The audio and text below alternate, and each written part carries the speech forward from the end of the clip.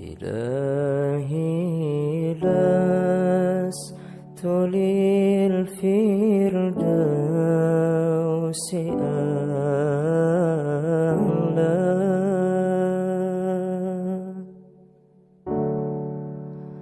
ولا أقوى على نار الجحيم.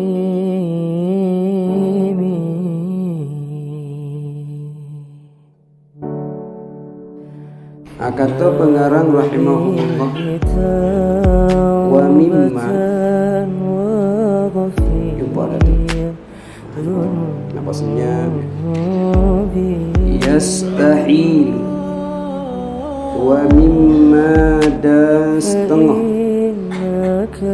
daripada yastahilu,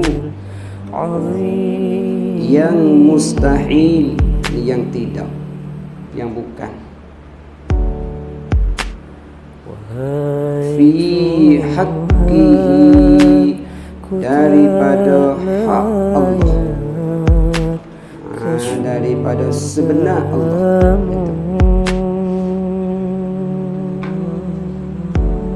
Wa mimma yastahilu fi haqqihi, dan setengah daripada yang mustahil daripada sebenar Allah. Ini kalau kita terjemahan bahasa Melayu lah. Hak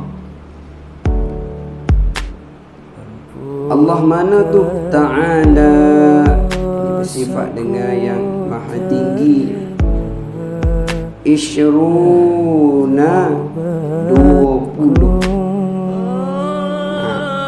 Sifatan, sifat. Ni apa dia ada cerita ni? Wa mimma yastahilu, dan setengah daripada barang yang mustahil, barang yang tidak. Pada siapa? Fi haqqihi ta'ala, daripada hak Allah Ta'ala yang sebenar. Berapa ni hak mustahil? Ishruna, 20. Kita pergi dulu dah. Sifatan, sifat. Wahia, dan yaitu apa dia tu? Katanya barang yang mustahil daripada Allah Ta'ala. Kata 20 sifat tu, itu makna yaitu, ataupun yaitu 20 sifat tu yang mustahil tu. Macam tu pun boleh. Kita pergi domain dia dulu selo-selo. 20 hak mustahil bagi Allah Ta'ala tu. Hak kata tidak ada pada Allah Ta'ala 20 tu. Maknanya wahia, iaitu iddadul ishrina.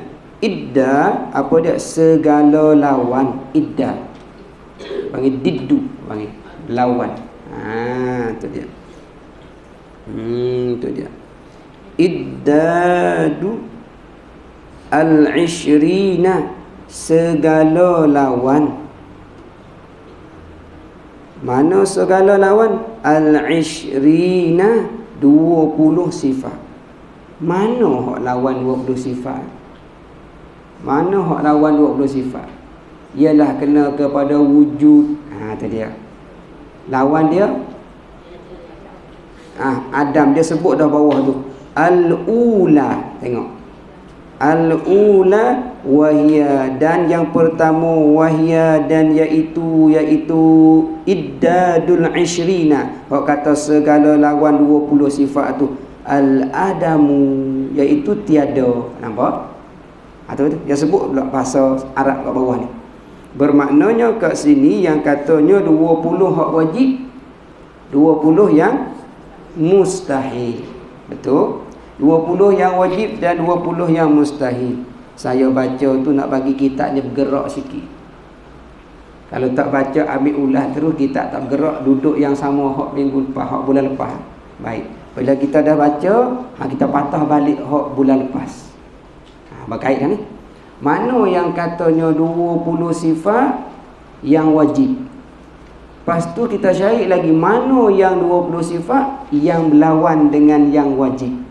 Bermaknanya hak wajib 20 bagi Allah Ta'ala, hak mustahil 20 bagi Allah Ta'ala. Yang kita kata dulu masuk di dalam apa dia? Sifat istighna ataupun iftikar. Jumpa nak cari lah, patah balik lah. So, saya baca kitab ni tujuan nak bagi gerak sikit kita. Kata tu hak sama. Nampak?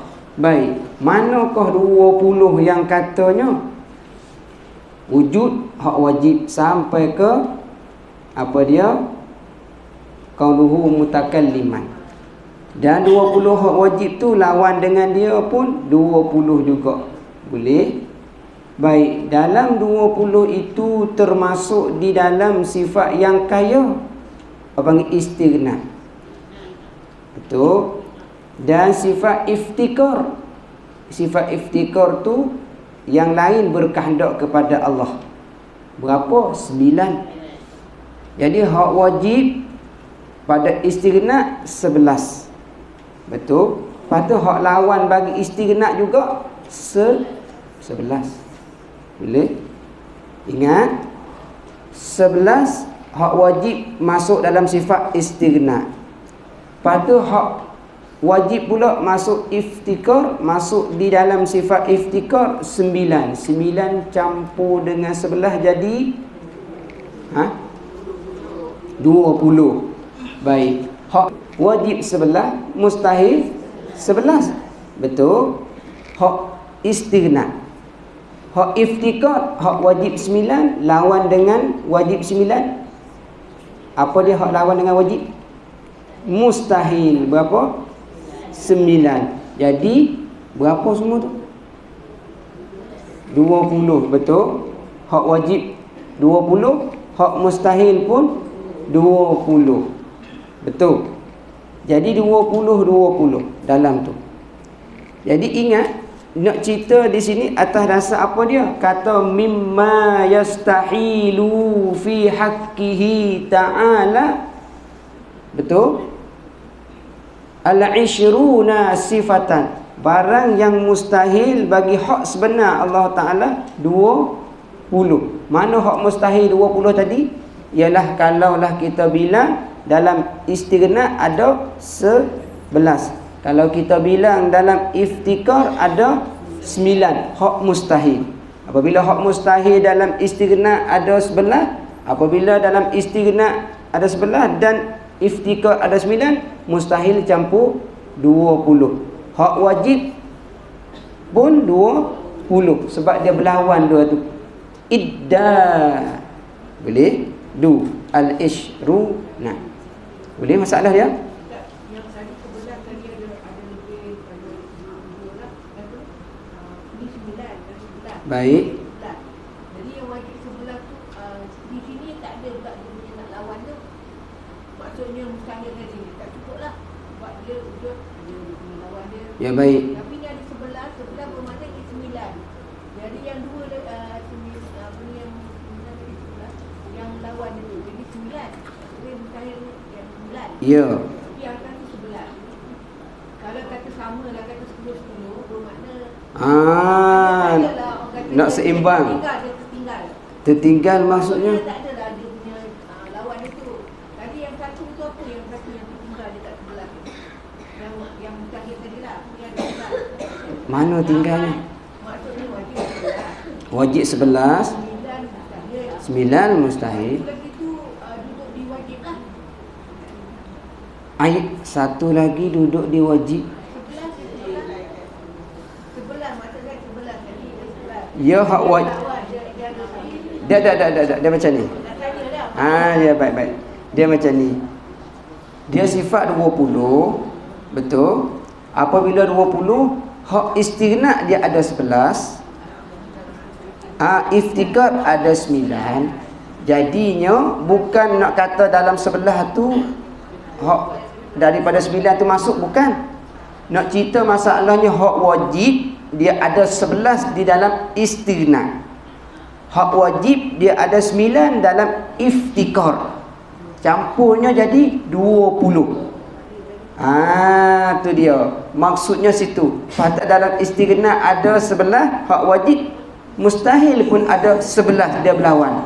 Jadi berapa tu? 22. Betul. Baik. Apabila kata hak iftikar pula 9 lawan dengan hak wajib 9, mustahil. Betul. Jadi berapa? 9 hak wajib dengan 9 mustahil. 18. Betul. Jadi 18 itu istilah kepada hak mustahil campur dengan yang wajib.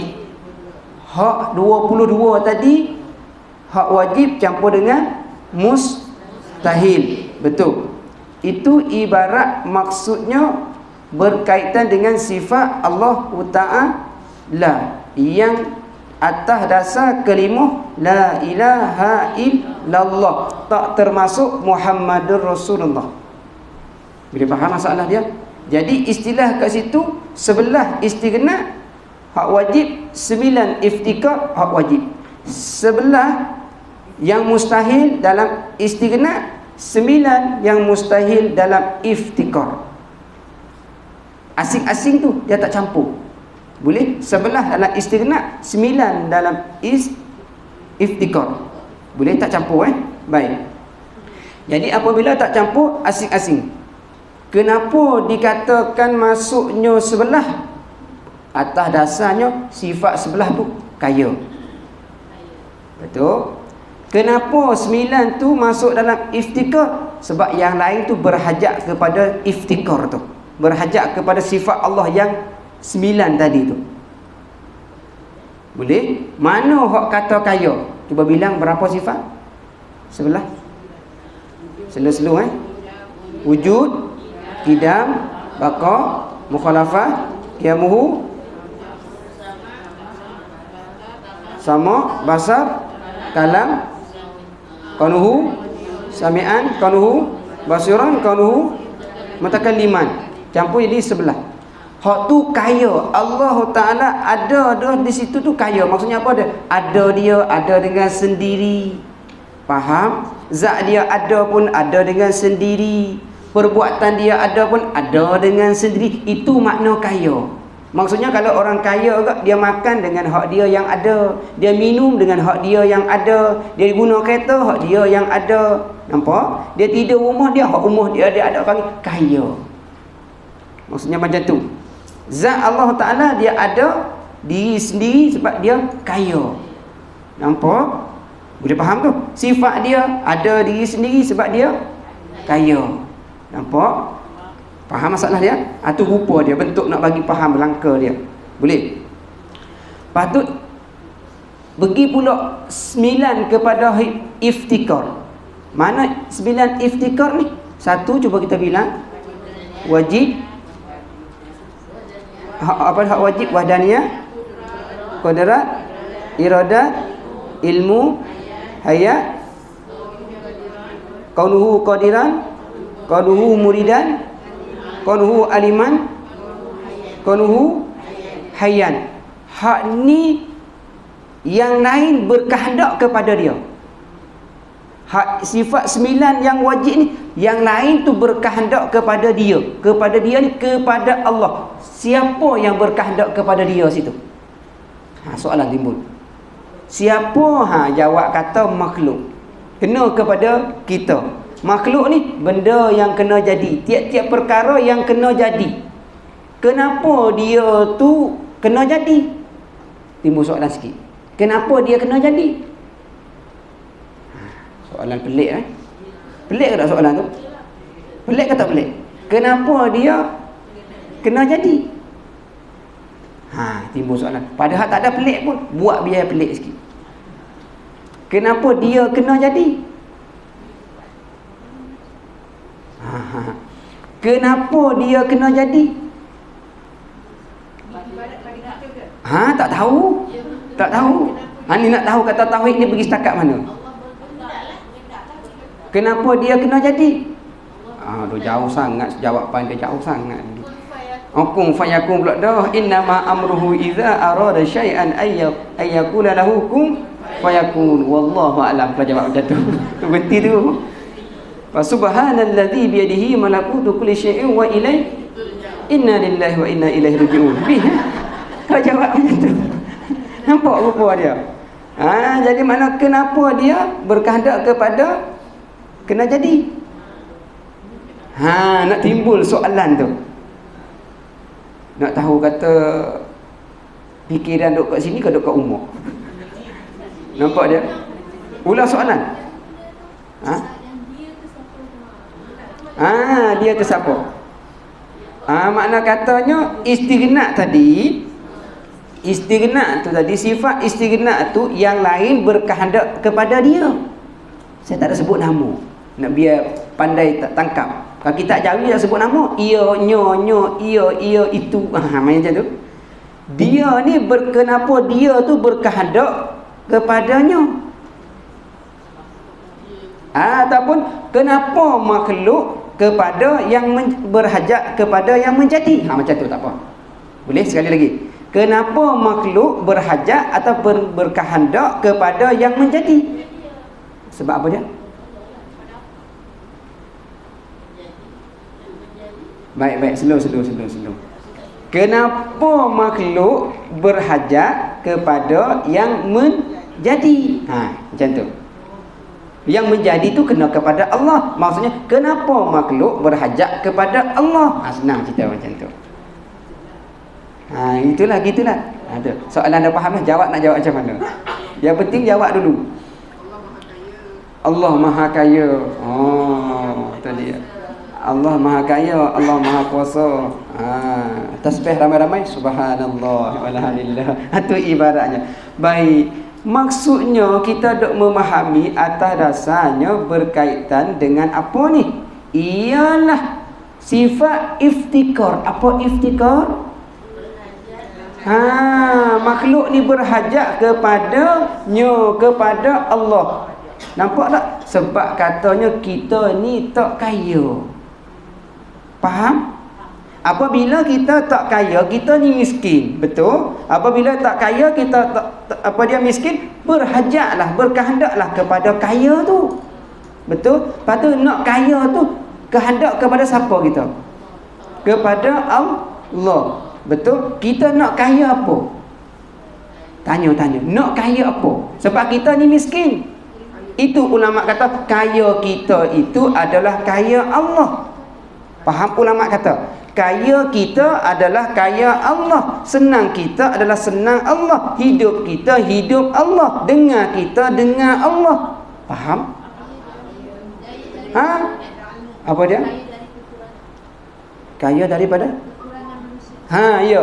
Nak kata kita kaya ni bukan murak maksudnya kata kita tu kaya. Allah yang kaya.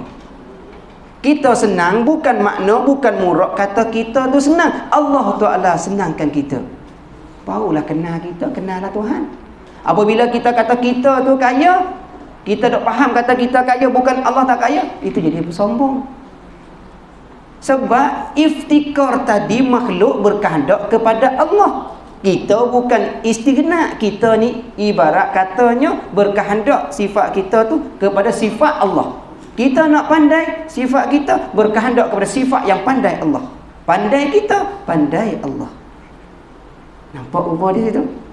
Itu maksudnya tadi, makhluk itu berkehendak kepada Allah. Sebab makhluk itu adalah yang kena jadi. Maknanya adakah kita boleh jadi dengan sendiri kita? Tak boleh. Itu katanya Allah Ta'ala tu kaya, kita ni miskin. Boleh faham makna dia? Itu nak beza di antara iftikar dengan istighna. Nampak? Boleh kemah tu? Baik. Patut ilmu kita yang ada sekarang ni, ilmu siapa? Allah. Kosong kita, tak ada apa-apa. Mari kosong, balik kosong. Betul? Mari kosong, balik kosong. Semua. Jangan salah jawab pula. Kata, kenapa mari kosong, balik kosong? Allah ilmu dia. Letih semua. Faham? Maksudnya rahsia yang kita nak jawab dalam hati kata kita ni kata ilmu Allah. Maksudnya ilmu yang kita ada dalam dada tadi tu pinjaman daripada Allah. Allah Ta'ala nak kekal, kekallah pinjam. Kalau nak samantara, samantara lah, ibarat macam tu. Hanya Allah Ta'ala yang menentukan.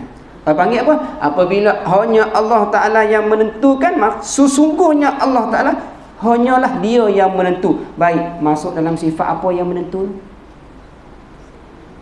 Subhanallah walhamdulillah. Iradat. Nampak tak iradat? Iradat ni apa dia? Berkehendak atas dasar menentu. Allah Ta'ala menentukan kita ada soalan, macam-macam soalan pagi ni ialah dengan menentunya. Betul? Allah Ta'ala menentukan kita pagi ni adalah dengan sifat-sifat iradat ada pada Allah. Kita nak main kelas tak pagi ni? Siapa yang menentu? Allah Rabbi jauhnya. Allah Ta'ala kata dah, maknanya kamu yang menentu, aku yang menentu. Kamu tak menentu, aku tak menentu. Nampak tak tu? Siapa yang rancang bagi ni? Kita. Apabila kita rancang daripada Allah. Maksudnya jika kita kehendak, Allah Ta'ala pun kehendak bagi kita. Kita nak ke ilmu, Allah Ta'ala pun bagi ilmu. Tu makna dia. Kita jangan kata kita kehendak ilmu tapi tak usaha. Allah Ta'ala bagi ilmu kehendak. Letih macam tu.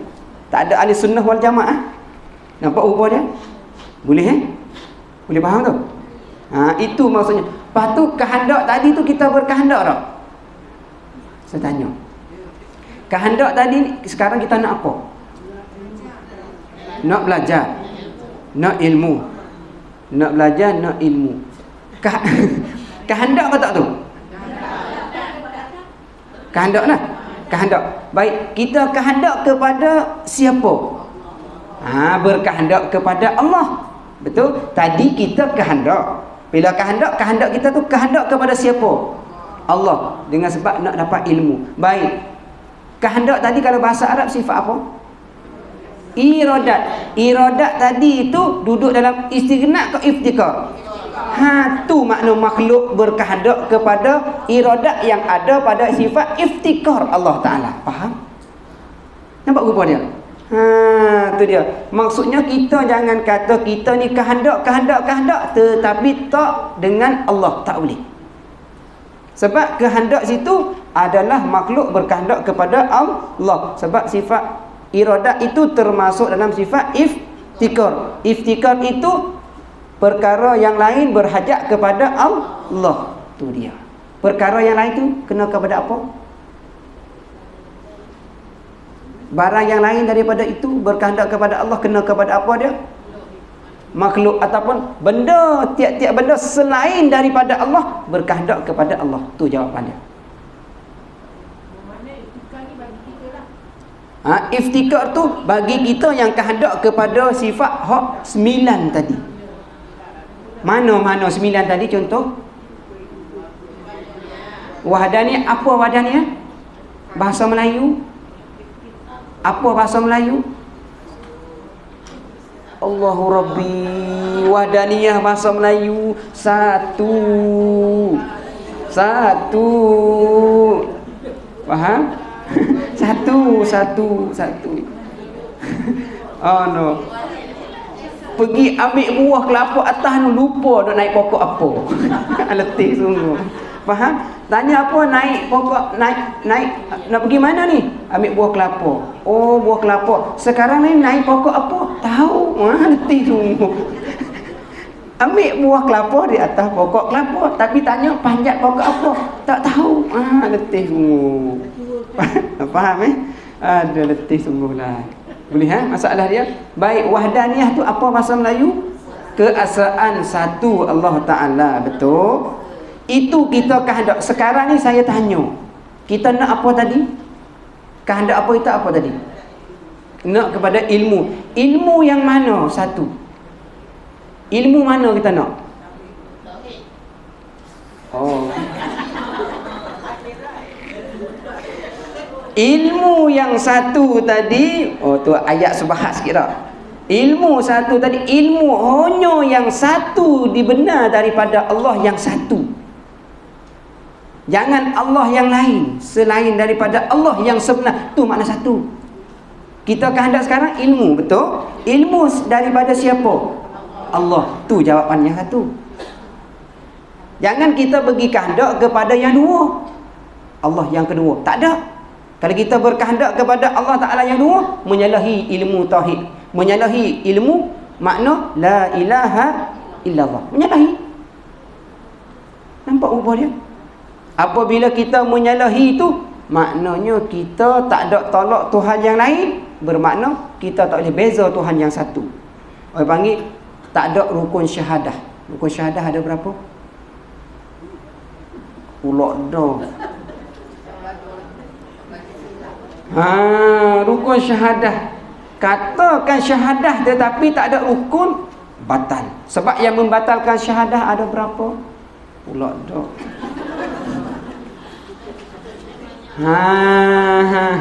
Ingat ni, kita dah kata la ilaha illallah Muhammadur Rasulullah, tetapi kita tak tahu dalam kataan tu boleh membatalkan syahadah.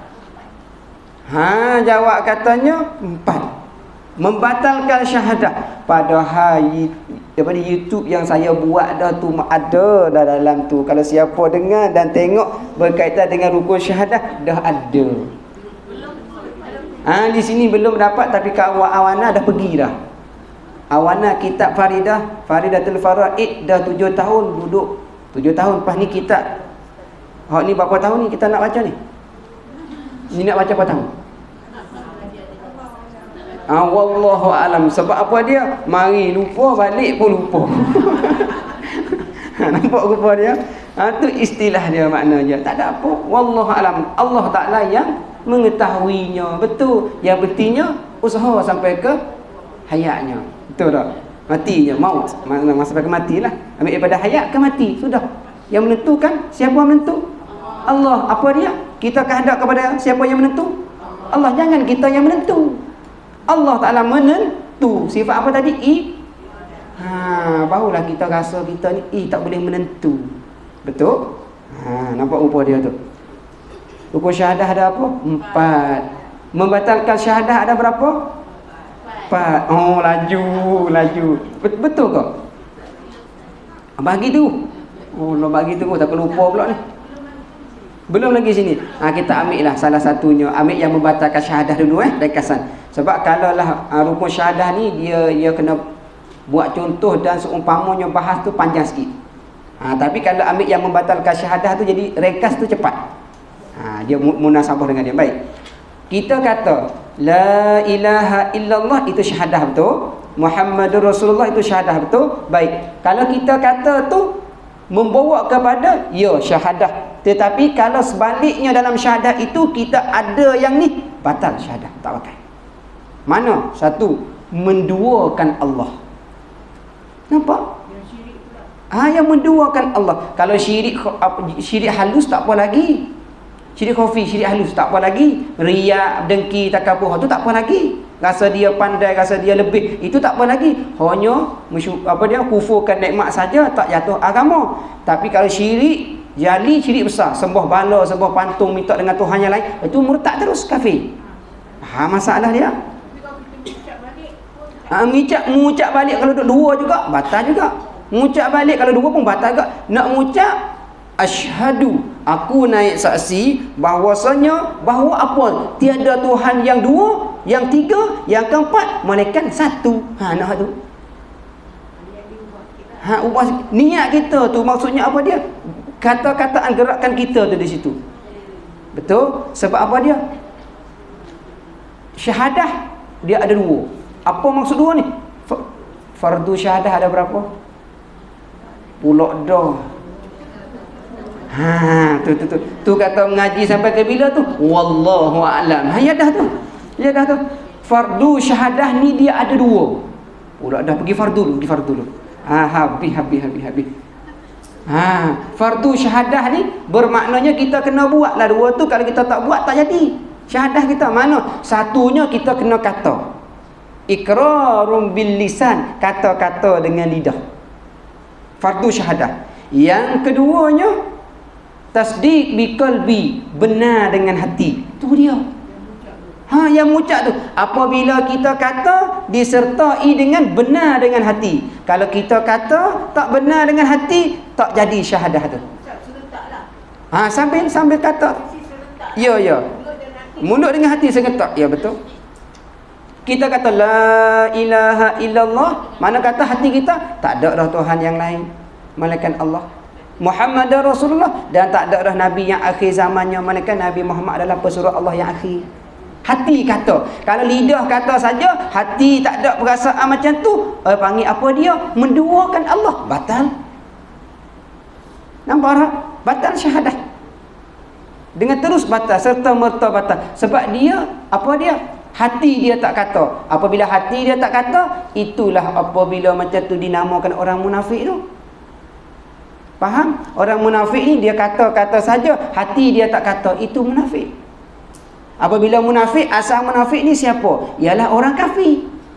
Kalau orang Islam, dia kata-kata, lepas tu dia baru menduakan Allah, itu murtad, jatuh agama.